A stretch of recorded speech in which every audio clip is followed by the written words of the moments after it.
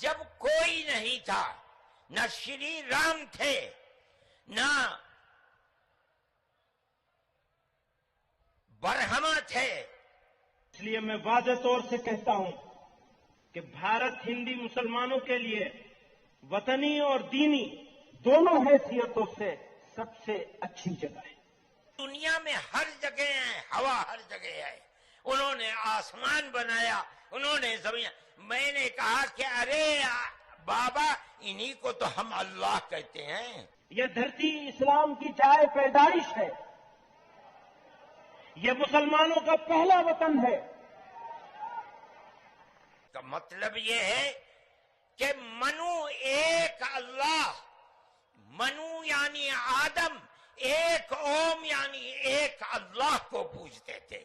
कि इस्लाम बाहर से आया हुआ कोई मजहब है, यह सरासर गलत।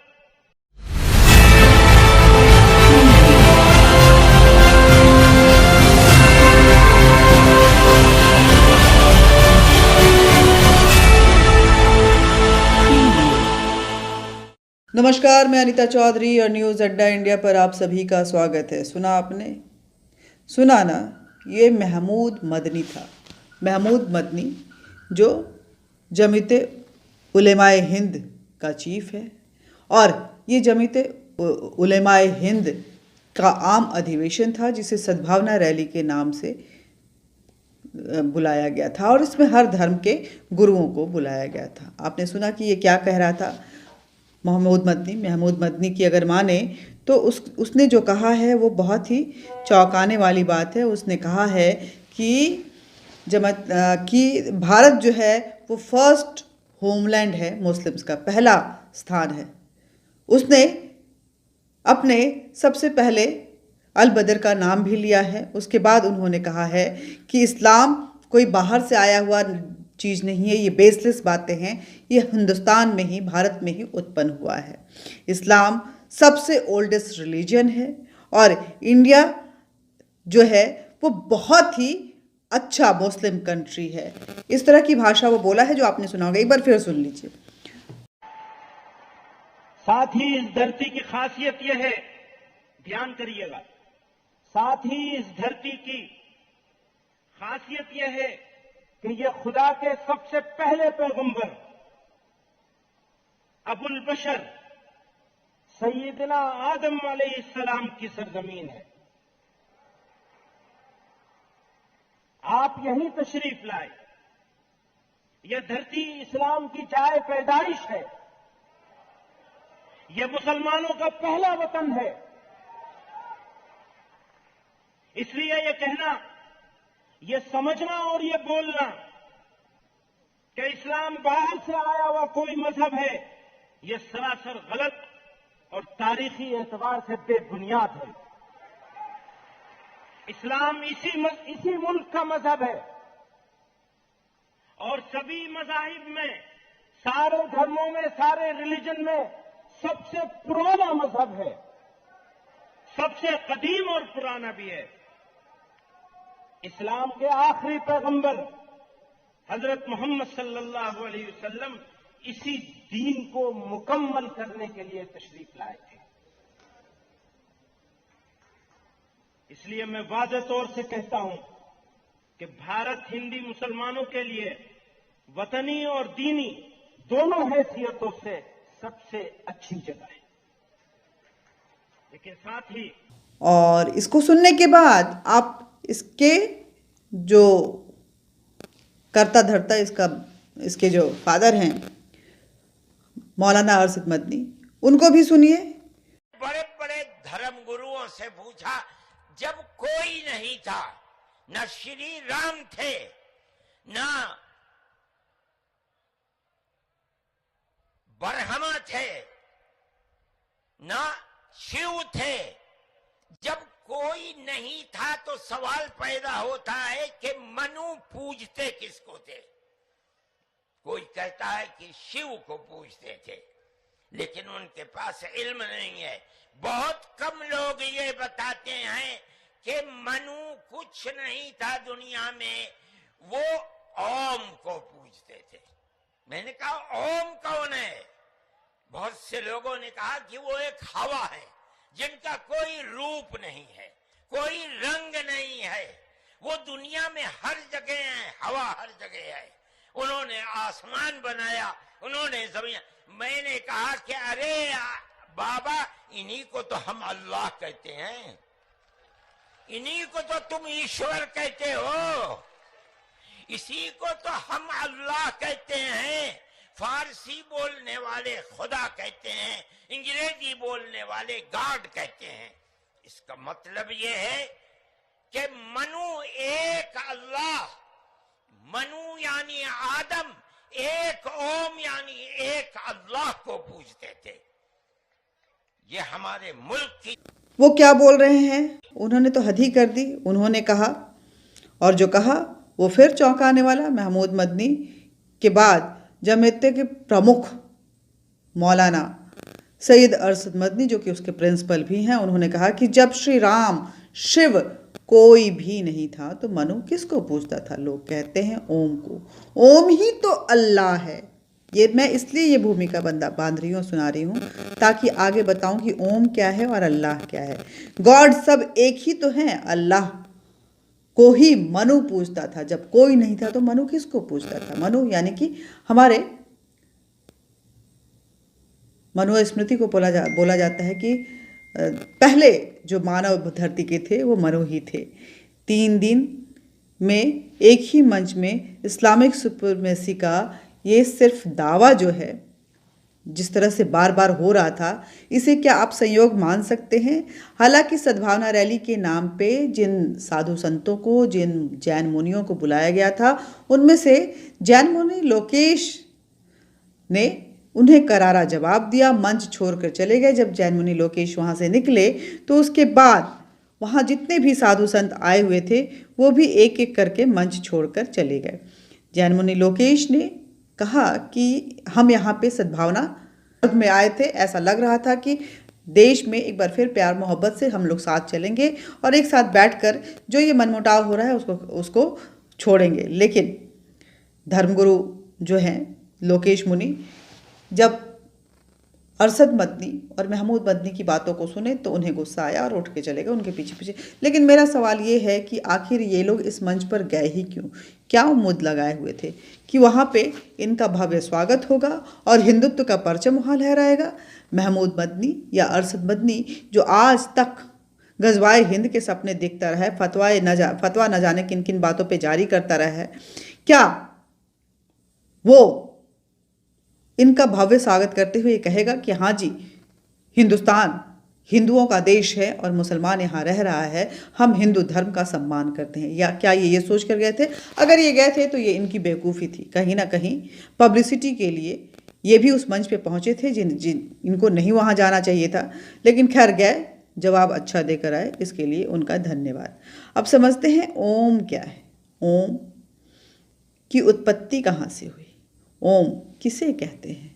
और अल्लाह कौन है? अल्लाह क्या सिखाता है?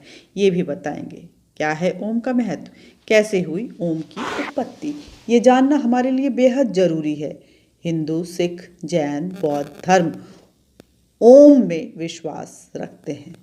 ओम एक ऐसा उच्चारण है जिसको हर कोई मानता है। ओम एक पवित्र ओंकार माना गया है।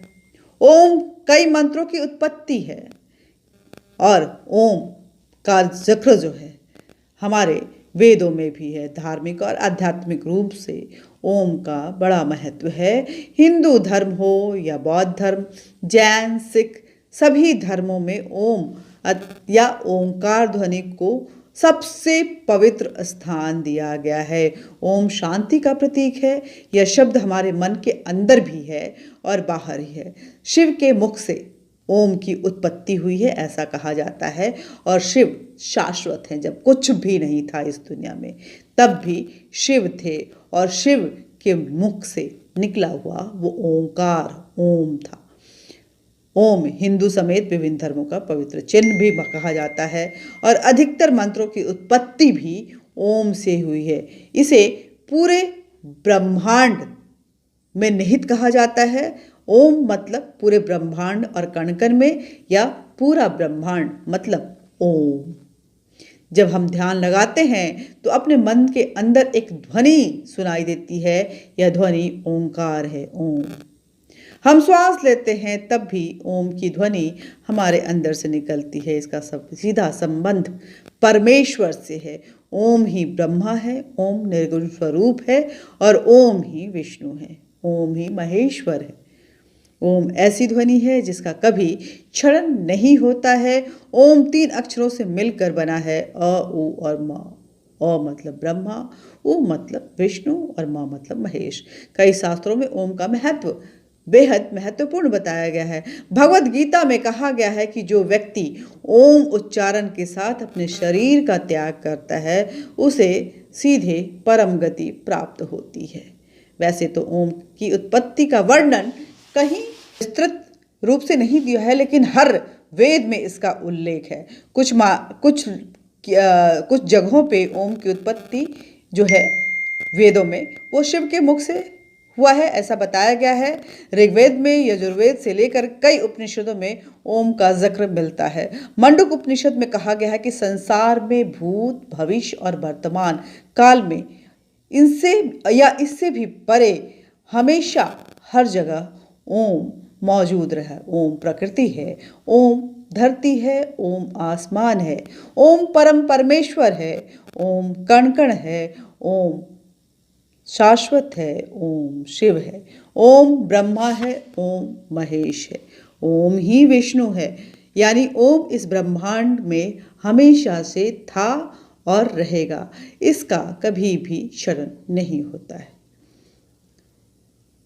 अगर हम सिख धर्म की बात करें तो वहाँ जो बातें बोली गई हैं, इस ब्रह्मांड में जब तक शोर नहीं होगा तब तक सिर्फ ध्वनि सुनाई देती है और वह ध्वनि जो है ओम है।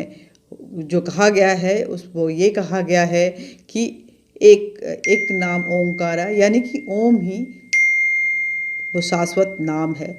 जैन धर्म में अरिहंत सिद्ध आचार्य उपाध्याय और मनियों के बीच में पंच परमेष्टि माना गया है। इसे आद अक्षरों से मिलाया गया है तो ओम की उत्पत्ति निकलती है।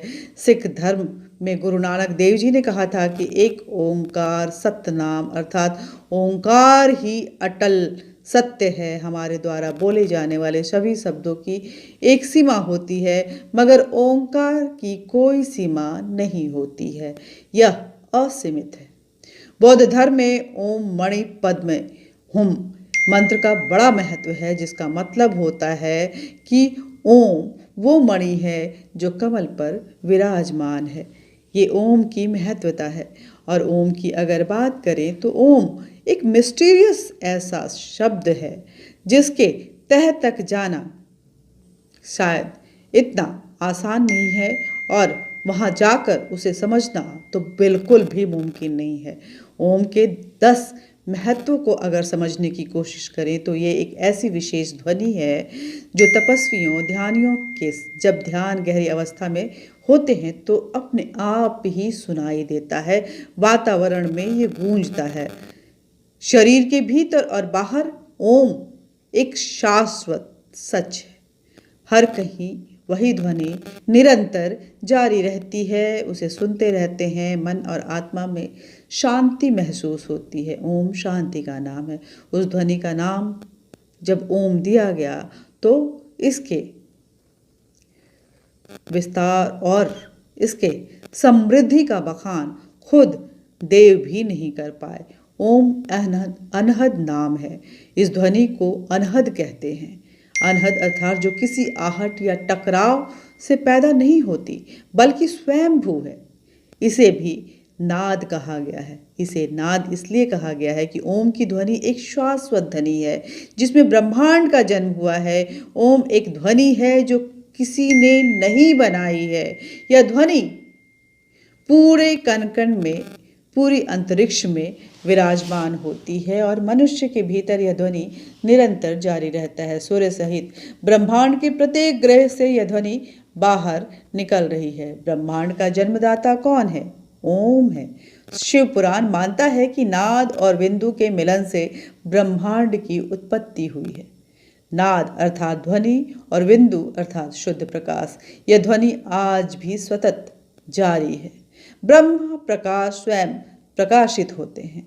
परमेश्वर का यह प्रकाश है, इसे ही शुद्ध प्रकाश बोलते हैं।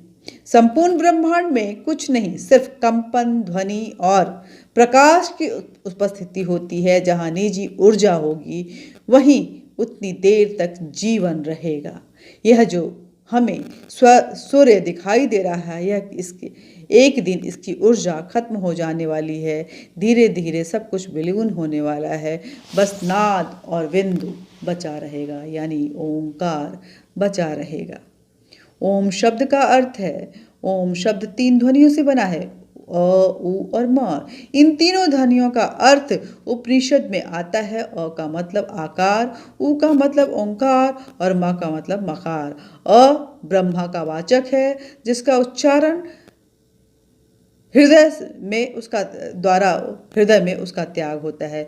उ विष्णु का वाचक है, जिसका त्याग कंठ से होता है, और म रुद्र का वाचक है, जिसका त्याग तालु मध्य से होता है। चौथी महत्वपूर्ण बात जो ओम की है वो ये है कि ओम का आध्यात्मिक अर्थ क्या है, ये समझना बहुत जरूरी है। ओ, उ और म उक्त तीनों अक्षरों वाले शब्द की महिमा अपरंपार है। यह नाभि, हृदय और आज्ञा चक्र से को जगाता है। यह ब्रह्मा, विष्णु और महेश का प्रतीक है, और यह भूलोक और स्वर्गलोक का प्रतीक है। ओंकार ध्वनि के 100 से अधिक अर्थ दिए गए हैं। 5वां महत्व, मोक्ष का साधन है ओम। ओम ही एकमात्र ऐसा प्रणव मंत्र है जो आपको अनहद या मोक्ष की ओर ले जा सकता है। धर्मशास्त्रों के अनुसार मूल मंत्र या जप तो मात्र ओम ही है। ओम के आगे या पीछे लिखे जाने वाले शब्द गौण होते हैं। प्रणव ही महामंत्र और जाप योग्य है। इसे प्रणव साधना भी कहा जाता है। यह अनादि और अनंत तथा निर्वाण, कैवल्य, ज्ञान या मोक्ष की अवस्था का प्रतीक है। जब व्यक्ति निर्विचार और शून्य में चला जाता है, तब यह ध्वनि ही उसे निरंतर सुनाई देती रहती है। प्रणव का महत्वता क्या है? शिव पुराण में प्रणव के अलग अलग शाब्दिक अर्थ और भाव बताए गए हैं। प्र यानी प्रपंच, न यानी नहीं, और वो यानी तुम लोगों के लिए। सार यही है कि प्रणव मंत्र सांसारिक जीवन में प्रपंच यानी कलह और दुख दूर कर जीवन के अहम लक्ष्य यानी मोक्ष तक पहुंचा देता है। यही कारण है कि ओम को प्रणव नाम से जाना जाता है। दूसरे अर्थों में प्रणव को प्र यानी प्रकृति से बाहर संसार रूपी सागर के पार कराने वाले, न यानी नाव बताया गया है। इसी तरह ऋषि मुनियों की दृष्टि में प्र अर्थात प्रकर्षण, न अर्थात नयेत और व अर्थात मोक्षम इति व प्रणय बताया गया है, जिसका सरल शब्दों में मतलब है कि भक्त को शक्ति देकर जन्म मरण के बंधन से मुक्त करने वाला ही यह प्रणव है, जिसे हम ओंकार कहते हैं, ओम कहते हैं। स्वतः ही उत्पन्न होता है ओम। ओम के उच्चारण का अभ्यास करते करते एक समय ऐसा आता है जबकि उच्चारण करने की आवश्यकता नहीं होती है। आप सिर्फ आंखों और कानों को बंद करके भीतर उसे सुने और वह ध्वनि सुनाई देने लगेगी। भीतर प्रारंभ में बहुत ही सूक्ष्म सुनाई देगी, फिर बढ़ती जाएगी। साधु संत कहते हैं कि यह ध्वनि प्रारंभ में झिंगूर की आवाज़ जैसी सुनाई देगी, फिर धीरे धीरे जैसे बीज बज रही है, फिर धीरे धीरे जैसे ढोल थाप सुनाई देने लगते हैं, फिर यह ध्वनि शंख जैसी हो जाती है और अंत में शुद्ध ब्रह्मांडीय ध्वनि हो जाती है। यह शारीरिक रोग और मानसिक शांति के लिए ओम बेहद जरूरी है। इस मंत्र को लगातार जाप करने से शरीर और मन को एकाग्र करने में मदद मिलती है। दिल की धड़कन और रक्त संचार व्यवस्थित होता है। इसके शारीरिक रोग के साथ ही मानसिक बीमारियां दूर होती हैं, काम करने की शक्ति बढ़ जाती है। इसका उच्चारण करने वाला और इसे सुनने वाला दोनों ही लाभान्वित होता है। सृष्टि विनाश की क्षमता भी ओम में है। ओम की ध्वनि में यह शक्ति है कि इस ब्रह्मांड में किसी भी ग्रह को फोड़ने या संपूर्ण ब्रह्मांड को नष्ट करने की क्षमता रखता है। यह ध्वनि सूक्ष्म से भी सूक्ष्म और विराट से भी विराट होने की क्षमता रखता है। 10वां और अंतिम जो महत्वपूर्ण बात है ओम को लेकर के कि शिव के स्थान पर ओम का उच्चारण होता है। जब भी हम शिव को याद करना चाहते हैं हम बोलते हैं ओम। ओम मतलब शिव और शिव मतलब शाश्वत। सभी ज्योतिर्लिंगों के पास स्वतः ही ओम का उच्चारण होता रहता है। यदि आप कैलाश पर्वत या मानसरोवर झील भी जाते हैं तो संपूर्ण क्षेत्र में आप ओम को महसूस कर सकते हैं। आपको निरंतर एक आवाज़ सुनाई देती है, जैसे कि किसी आसपास में एरोप्लेन उड़ रहा हो, लेकिन ध्यान से सुनने पर यह आवाज़ डमरू या ओम की ध्वनि जैसी होती है। वैज्ञानिक कहते हैं कि हो सकता है कि यह आवाज़ बर्फ के पिघलने की हो। यह भी हो सकता है कि प्रकाश और ध्वनि के बीच जो समागम होता है, जो घर्षण पैदा होता है, उससे यह हो। लेकिन यहाँ से ओम की ध्वनि सुनाई देती है और फिर वही बात आ जाता है, प्रणय और बिंदु का मिलन, यानी कि ध्वनि और बिंदु का मिलन, जिससे ओम की उत्पत्ति होती है। आपने समझा कि ओम क्या है। अब यह समझना बेहद जरूरी है कि अल्लाह क्या है, अल्लाह कौन है, अल्लाह का परिचय क्या है, अल्लाह किसे कहते हैं, ये भी समझना बहुत ज़्यादा जरूरी है।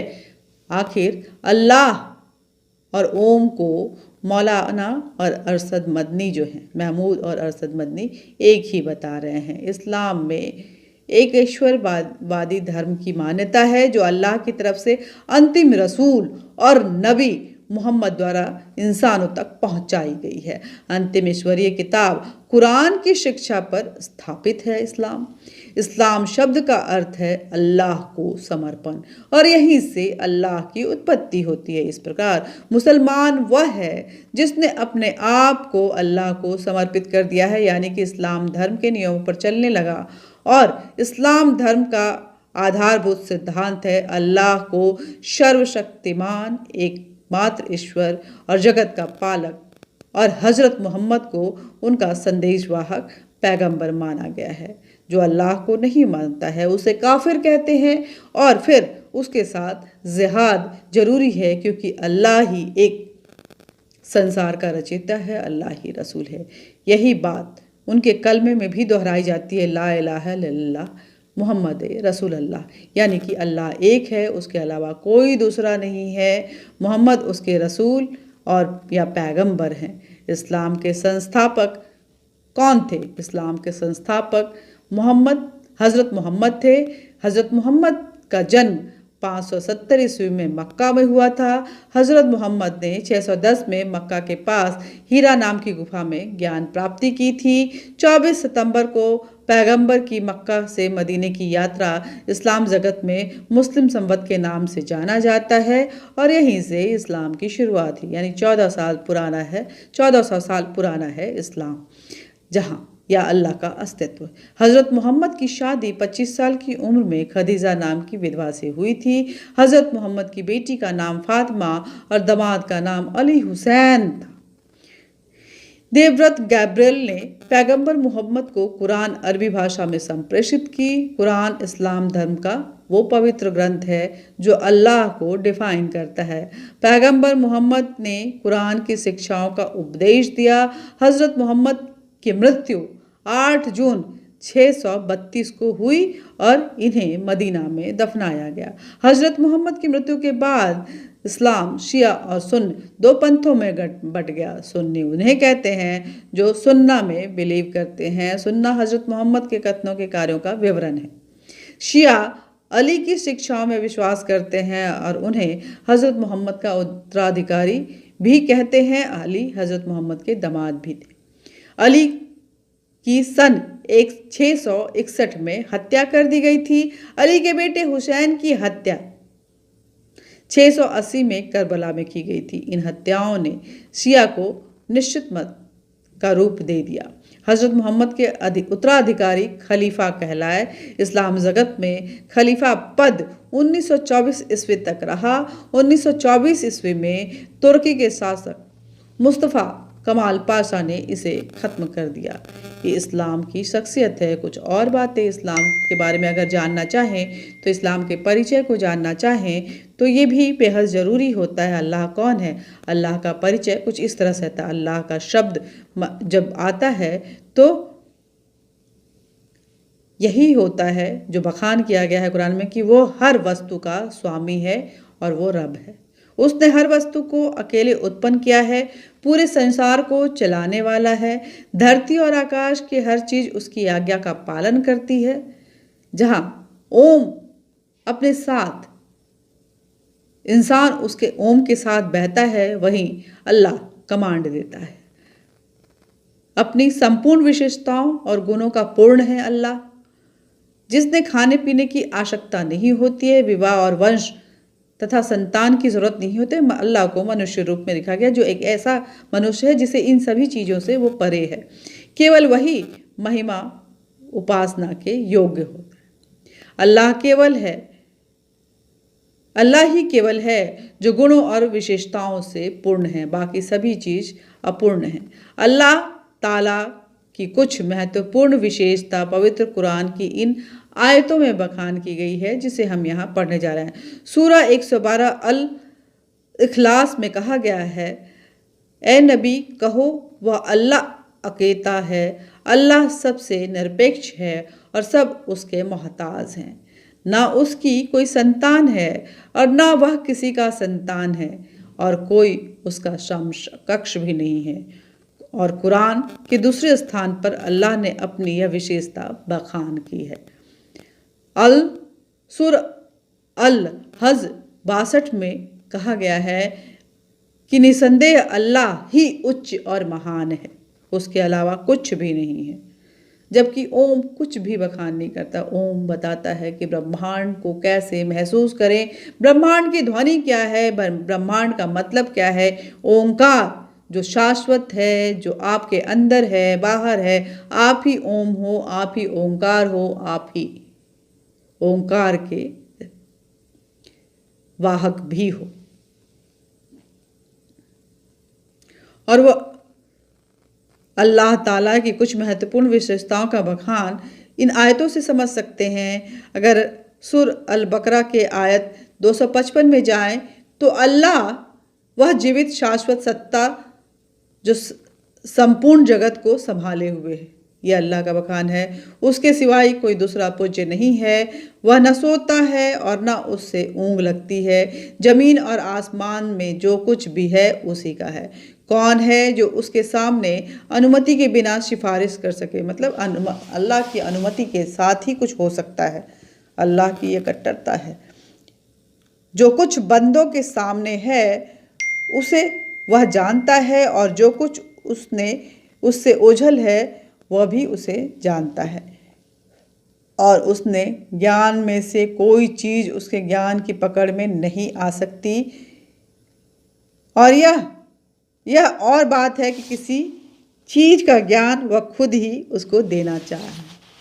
उसका राज्य आसमानों और जमीनों पर छाया हुआ है। उसकी देख रेख उसके लिए थका देने वाला काम नहीं है। वह बस एक महान सर्वोपरि सत्ता है। अल्लाह को यहाँ सत्ता के रूप में बखान किया गया है। अल्लाह अकेला संसार का पालनहार है। अल्लाह ताला ही अकेला संसार और उसकी हर वस्तु का मालिक है और स्वामी है। दुखान 7 से 8 को अगर पढ़ते हैं तो वहाँ पे लिखा हुआ है कि वह आकाशों और धरती का रब है, हर उस चीज का रब है जो आकाश और धरती के बीच है। यदि तुम लोग वास्तव में विश्वास रखने वाले हो, कोई माबूद उसके सिवा नहीं है। वह जीवन प्रदान करता है और वही मृत्यु देता है। वह तुम्हारा रब है और तुम्हारे उन पूर्वजों का रब है जो तुमसे पहले गुजर चुके हैं। सूरा 42 के अनुसार अल्लाह के जैसा कोई नहीं है और अल्लाह ताला सुनता और देखता भी है।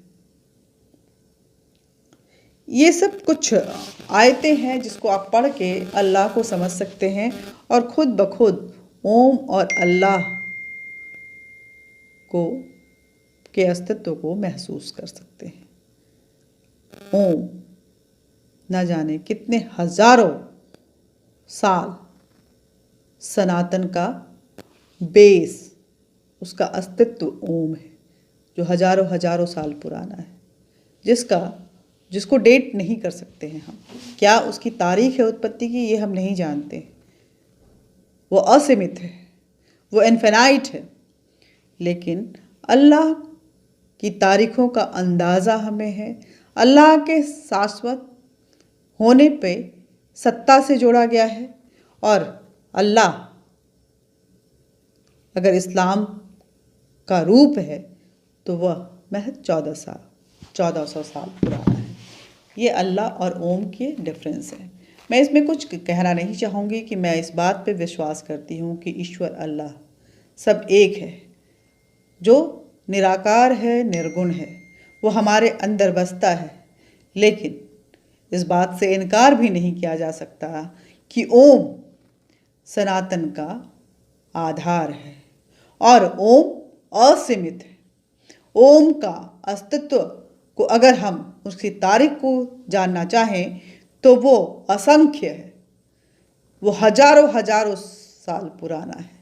और उस हजारों साल में जब ये मानव नहीं था, जब कोई भगवान नहीं था, सिर्फ प्रकृति थी, आसमान था, धरती थी, तो प्रणय और बिंदु यानी कि ध्वनि और बिंदु का मिलन हुआ और ओम की उत्पत्ति हुई।